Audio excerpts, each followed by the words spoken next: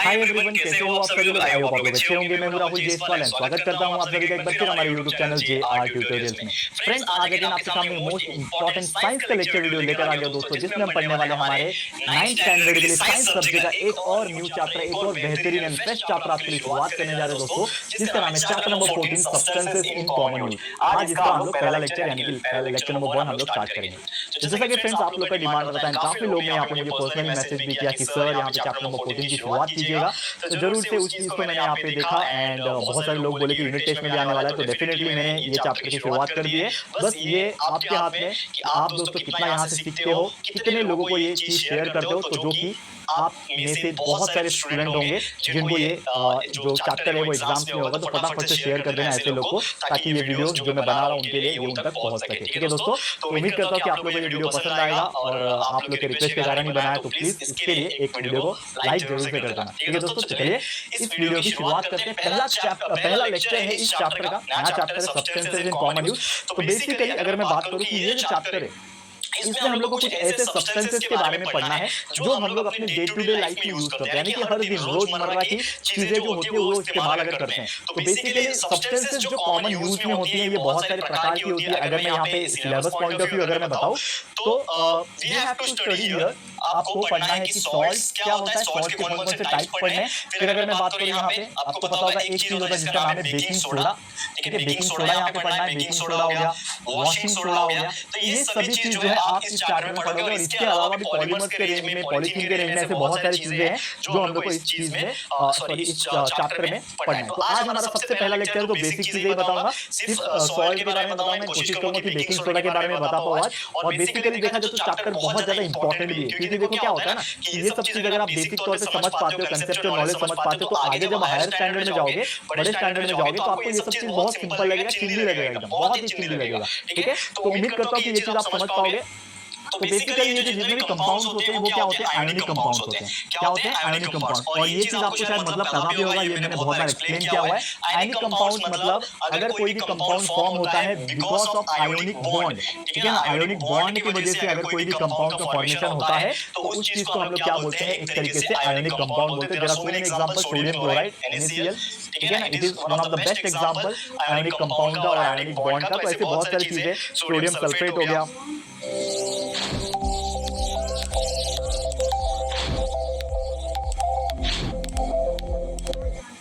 हो गया, potassium phosphate हो गया, ठीक है, फिर कैल्शियम क्लोराइड हो गया। These are the some examples which we can consider as a ionic compound and जो कि फॉर्म होता है बिकॉज़ ऑफ आयोनिक बॉन्ड। तो ये सब चीज आपको स्टडी करना है। एंड सॉल्ट्स जो होते हैं इसके बारे में क्या ही बात करना, सॉल्ट का नेचर ये सॉल्टी होना, तो वो चीज आपको पता है। तो चलिए टाइम वेस्ट नहीं करेंगे, सीधा सीधा चलेंगे हमारे पहले टॉपिक की तरफ, जिसका नाम है दोस्तों सोडियम क्लोराइड यानी NaCl। तो नमक क्या होता है, नमक मतलब कॉमन नमक है, हम लोग जो खाते हैं, ठीक है, NaCl। तो ये क्या होता है, कैसे होते हैं, इसकी प्रॉपर्टीज क्या होती है, ये सभी चीज डिस्कस करेंगे।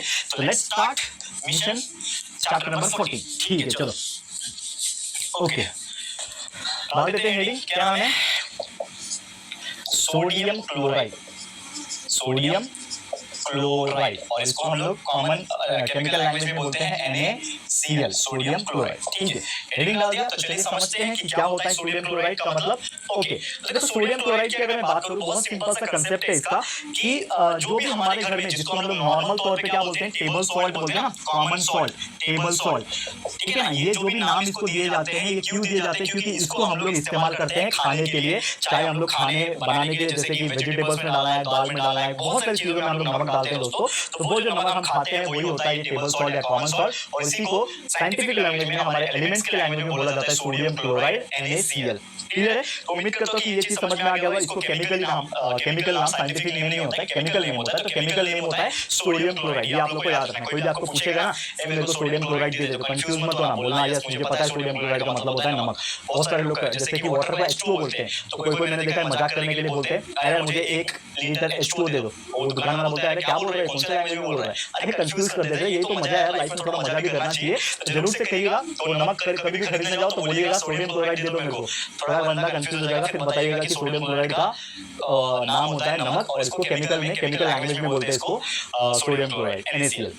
ओके, तो चलिए शुरुआत करते हैं। ये तो आपने समझ लिया। तो दोस्तों इसकी प्रॉपर्टीज की अगर मैं बात करूँ, जो नमक होता है ना हमारा सोडियम क्लोराइड, इसकी अगर मैं कुछ प्रॉपर्टीज की बात करूँ तो कॉमन सॉल्ट होता है कलरलेस। आपने देखा होगा इसका कोई कलर नहीं होता है, भले दिखने में आपको सफेद दिखता है लेकिन बिकॉज ऑफ स्ट्रक्चर, वो स्ट्रक्चर वैसा होता है, इसके लिए इसका जो कलर होता है वो कलर नहीं होता है, इट इज कलरलेस। और साथ ही में ये क्रिस्टलाइन सब्सटेंस होता है। क्रिस्टलाइन क्यों? क्योंकि ये इसका शेप जो है वो एक क्रिस्टल जैसा दिखता है। छोटे छोटे क्रिस्टल्स होते हैं जैसे शुगर के होते हैं, बहुत बारीक होते हैं, बहुत छोटे होते हैं। तो मैंने बहुत बड़ा बना दिया, लेकिन आपने सभी ने नमक जरूर देखा है। एक चम्मच नमक निकाल के आप भी देख लेना, वीडियोस के बाद, वीडियो देखने के बाद जरूर से देखें। तो वो क्रिस्टल जैसा दिखता है, छोटे छोटे। दैट्स व्हाई इसको क्रिस्टलाइन आयोनिक कंपाउंड भी कहा जाता है। और ये जो है पानी के साथ बहुत ही आसानी से घुल जाता है, यानी कि ये बहुत ही अच्छा सॉल्युबिलिटी इसके अंदर प्रॉपर्टी है। यानी कि प्रॉपर्टी जो पानी का होता है, पानी के अंदर जाके बिल्कुल ही घुल जाता है, सॉल्युबिलिटी हो जाता है, सॉल्युबल हो जाता है और एक कंपाउंड मिक्सचर तैयार कर लेता है।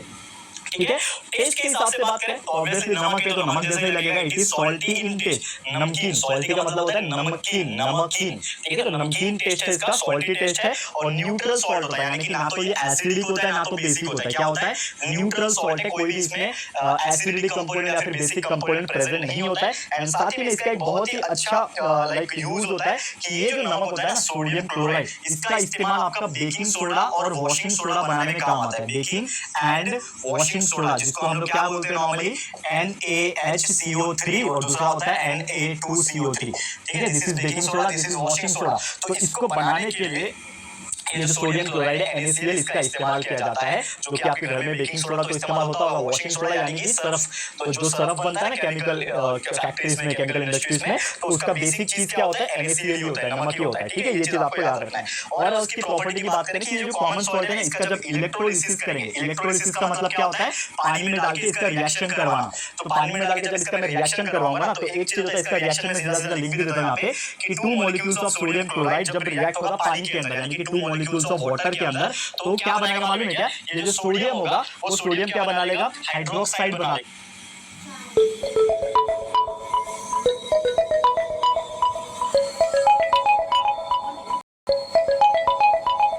उचल ना।